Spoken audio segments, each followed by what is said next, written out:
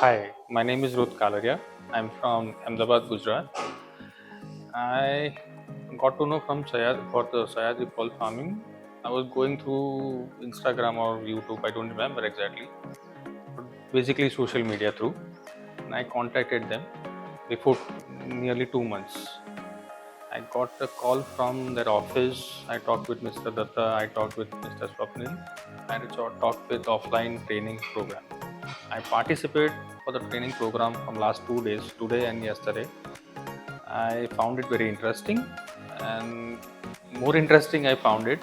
So I opted for group pulp farming also, and I just before 5 minutes I signed the contract with Mr. Swapnil. It is Sahyadri pulp farming, and basically it was a very great experience for me. I was zero for this pole.